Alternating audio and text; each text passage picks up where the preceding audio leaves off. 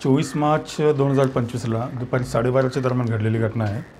दुपारी 12:30 वाजता बिटको हायस्कूल या ठिकाणाहून नेहरू गार्डनकडे एक अल्पवयीन मुलगी जात असताना रिक्षामधून 2 इसमांनी येऊन त्यातील एका इसमाने त्या मुलीकडे कागदावर एक मोबाईल नंबर लिहून दिला आणि दुसऱ्या मुलाने ऑटोमधून तिचे फोटो काढले।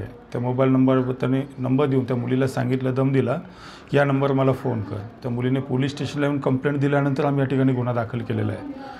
त्या मुलाने दिलेला मोबाईल नंबर त्याच घटनास्थळी आम्ही आमच्या डीबी पथकाने जाऊन चौकशी केली। मोबाईल नंबरवरून आरोपीचा शोध घेतला। दोन्ही आरोपी याच्यामध्ये अटक करण्यात आलेले आहेत। ज्या मोबाईलने फोटो काढला तो मोबाईलसुद्धा जप्त करण्यात आलेला आहे आणि जी ऑटो गुन्ह्यामध्ये साधन म्हणून वापरली गेली तिचा शोध घेऊन आम्ही ती सीज करत आहोत। सध्या तपास चालू आहे। 24 मार्च 2025ला दुपारी 12:30च्या दरम्यान घडलेली घटना आहे। दुपारी 12:30 वाजता बिटको हायस्कूल या ठिकाणाहून नेहरू गार्डनकडे एक अल्पवयीन मुलगी जात असताना रिक्षामधून 2 इसमांनी येऊन त्यातील एका इसमाने त्या मुलीकडे कागदावर एक मोबाईल नंबर लिहून दिला आणि दुसऱ्या मुलाने ऑटोमधून तिचे फोटो काढले।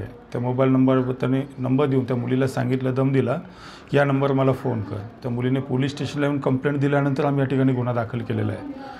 त्या मुलाने दिलेला मोबाईल नंबर त्याच घटनास्थळी आम्ही आमच्या डीबी पथकाने जाऊन चौकशी केली। मोबाईल नंबरवरून आरोपीचा शोध घेतला।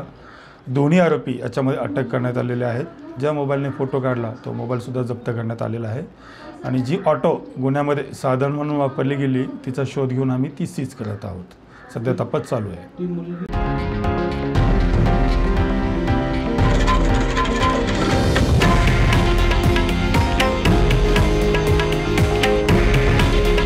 हे आहे देशातील नंबर 1 न्यूज नेटवर्क आणि आपण पाहत आहात TV9 मराठी।